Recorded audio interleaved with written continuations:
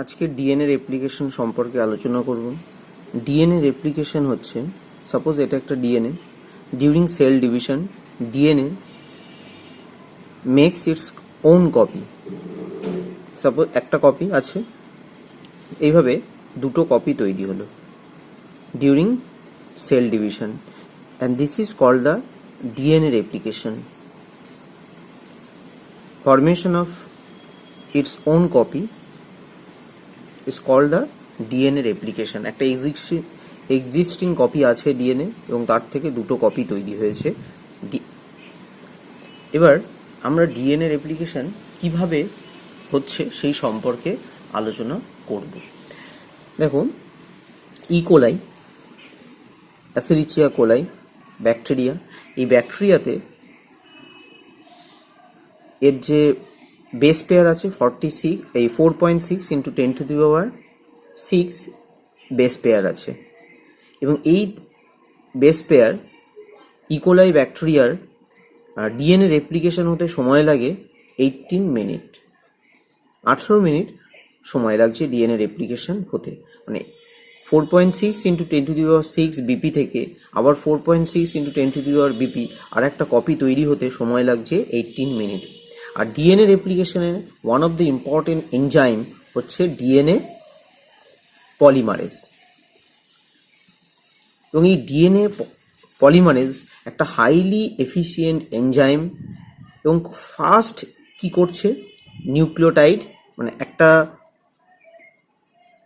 Double strand ডিএনএর দুটো strand separate হয়ে যাচ্ছে, এবং সেপারেট হওয়ার পর এই দুটোকে টেমপ্লেট হিসাবে ইউজ করে আর একটা যে স্ট্র্যান্ড তৈরি হচ্ছে, এবং এই আর একটা স্ট্র্যান্ড তৈরি করছে ডিএনএ পলিমারেজ, এবং খুব ফাস্ট কিন্তু পরপর এইভাবে নিউক্লিওটাইডগুলোকে অ্যাড করতে থাকে। এবার দেখো যে ইকোলাই ব্যাকটেরিয়া যদি 4.6 ইন্টু 10⁶ বিপি ডিএনএ রেপ্লিকেশন হতে 18 মিনিট সময় লাগে, তার মানে মোটামুটি পার সেকেন্ডে 2000 বিপি হচ্ছে নিউক্লিওটাইড অ্যাড করতে পারছে। তাহলে ডিএনএ রেপ্লিকেশন কিন্তু বেস্ট ফাস্ট প্রসেস।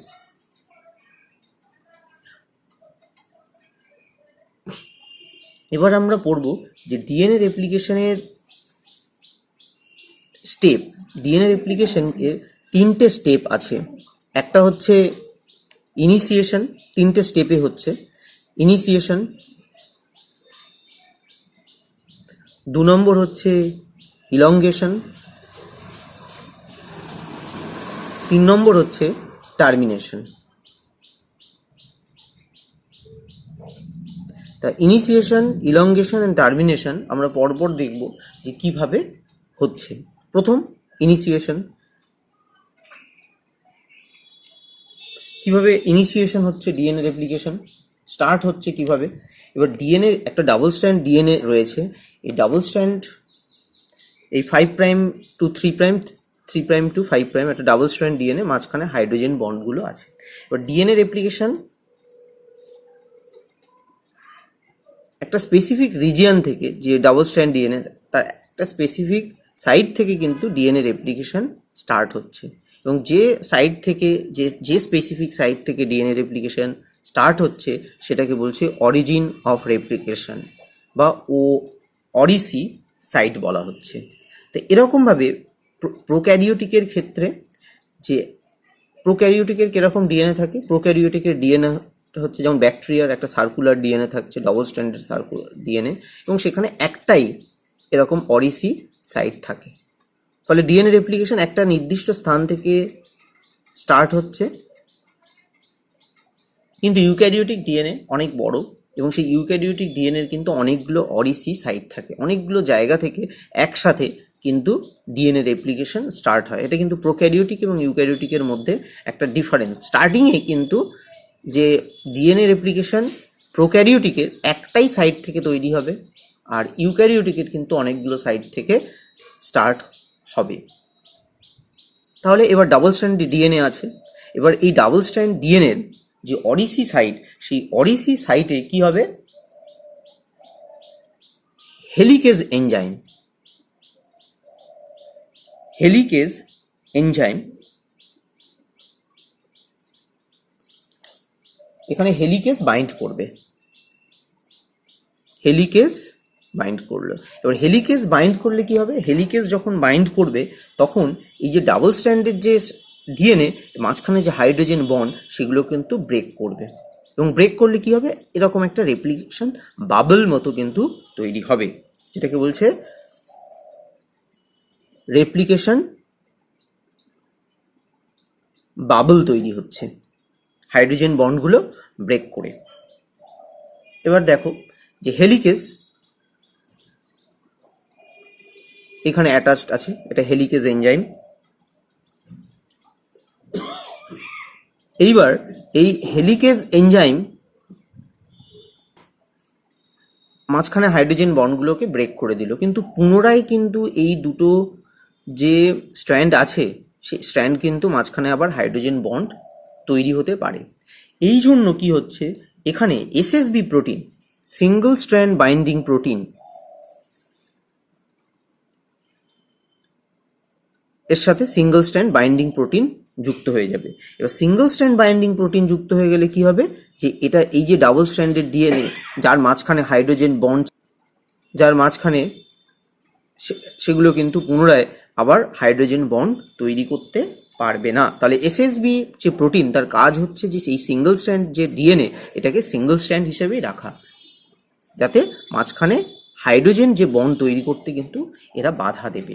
এবার দেখো একটা ডাবল স্ট্র্যান্ড ডিএনএ, এই ডাবল স্ট্র্যান্ড ডিএনএর যদি স্ট্র্যান্ডগুলো খুলে যায় এবং এখানে যদি বাবলস তৈরি হয়ে যায়, এবং এটা যদি একটার থেকে আরেকটা যদি একটু এই যে বাবল তৈরি হওয়ার কারণে কিন্তু এই দুপাশে কিন্তু একটা প্রেশার পড়বে, একটা টেনশন থাকবে, এবং এই দুপাশে কি করবে যে এরা কিন্তু এই পাশে এবং এই পাশে সুপার কয়েলিং হয়ে যাবে, আরও বেশি পেঁচিয়ে যাবে। মানে তুমি যদি একটা ডাবল স্ট্র্যান্ড ডিএনএ তাকে যদি এরকমভাবে টানো তাহলে কি হবে, এই দুপাশে সুপার কয়েলিং হয়ে যাবে। এই সুপার কয়েলিংটাকে খোলবার জন্য রয়েছে কিন্তু ডিএনএ টোপো আইসোমারেজ। সাপোজ এটা হচ্ছে টোপো আইসোমারেজ, টোপো আইসোমারেজ।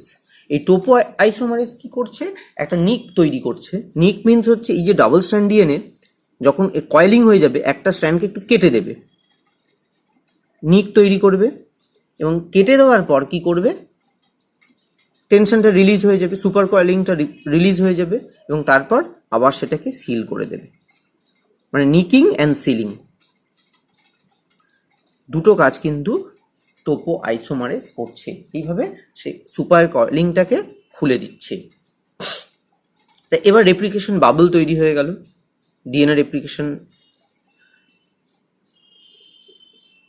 এবার এটাকে যদি আমি হাফ করে, এদিকেও রেপ্লিকেশন চলতে থাকছে এবং এদিকেও রেপ্লিকেশন চলতে থাকছে, এবং এটাকে এই জন্য বাই ডিরেকশনাল রেপ্লিকেশন বলা হয়। এবার আমি জাস্ট অর্ধেকটা নিয়ে দেখাচ্ছি। এটা একটা মানে অর্ধেকটা ইট লুক লাইকস এ ফর্ক, একটা ফর্কের মতো দেখতে কিন্তু লাগছে, বা ওয়াই শেপ স্ট্রাকচার কিন্তু মনে হচ্ছে। এবার ইনিশিয়েশনে আরেকটা যেটা কাজ হচ্ছে সেটা হচ্ছে যে এই 3' এখানে একটা প্রাইমার অ্যাড হচ্ছে। প্রাইমারটা যে আরএনএ প্রাইমার, এটা 5' to 3'। তাহলে আরেকটা যেটা হচ্ছে যে প্রাইমার, আরএনএ প্রাইমার যুক্ত হচ্ছে। এবং আরএনএ প্রাইমারের ফাংশন দেখো, যে এই যে 3' যে এন্ড আছে আরএনএ প্রাইমারের, এই 3' এন্ডে কিন্তু ডিএনএ পলিমারেজ, যেটা হচ্ছে এখানে পলিমারাইজেশন করবে, এই 3' প্রান্তে কিন্তু নিউক্লিওটাইডগুলোকে অ্যাড করতে থাকে। সাপোজ এ থাকলে এখানে টি, জি থাকলে সি, সি থাকলে জি, এইভাবে পর নিউক্লিওটাইড অ্যাড করতে পারে। এবার যে কোনো রেপ্লিকেশন যখন স্টার্ট হবে অবশ্যই আরএনএ প্রাইমার কিন্তু লাগবে। আরএনএ প্রাইমার ছাড়া কিন্তু রেপ্লিকেশন হবে না, কারণ ডিএনএ পলিমারেজ বা ডিএনএ পল, এই ডিএনএ পল এনজাইমের একটা বৈশিষ্ট্য হচ্ছে যে এটা একটা এক্সিস্টিং যে 3' এন্ড এই এক্সিস্টিং 3' এন্ডে কিন্তু নিউক্লিওটাইডগুলোকে অ্যাড করতে পারবে। তাহলে একটা প্রথমে আরএনএ প্রাইমার তৈরি হলো, তার 3' এক্সিস্টিং এন্ড তৈরি হয়ে গেল, এবং তার ওই 3' এন্ডে কিন্তু পরপর করে নিউক্লিওটাইডগুলোকে ইজিলি অ্যাড করতে পারবে। এবার দেখো, তাহলে এখানে এই টুয়ার্ডস যে ফর্কের দিকে যেটা 3' টু 5' যে টেমপ্লেট স্ট্র্যান্ড আছে সেটাকে ইউজ করে এইভাবে 5' টু 3' অভিমুখে কিন্তু রেপ্লিকেশন চলছে। এবং এই রেপ্লিকেশনটাকে বলা হচ্ছে, এই স্ট্র্যান্ডটাকে বলা হচ্ছে লিডিং স্ট্র্যান্ড। লিডিং স্ট্র্যান্ড কেন লিডিং স্ট্র্যান্ড বলছে? কারণ এটা হচ্ছে কন্টিনিউয়াসলি কিন্তু রেপ্লিকেশন হচ্ছে। এদিক দিয়ে হচ্ছে ডাবল স্ট্র্যান্ড, যে এই যে হাইড্রোজেন বন্ডগুলো ব্রেক করতে থাকবে আর এটা এইভাবে এগোতে থাকবে। আর একটা দেখো, যেটা 3' টু 5' এন্ড আছে, 3' টু 5', যেটা অ্যাওয়ে ফ্রম রেপ্লিকেশন ফর্ম, এই স্ট্র্যান্ডটায় এখানে কিন্তু এটা একটা আরএনএ প্রাইমার তৈরি হলো, এখানে আরএনএ প্রাইমার তৈরি হলো, এখানে আরএনএ প্রাইমার তৈরি হলো, এবং আরএনএ প্রাইমার তৈরি হওয়ার পরে কিন্তু ডিএনএ পলিমারেজ কি করবে?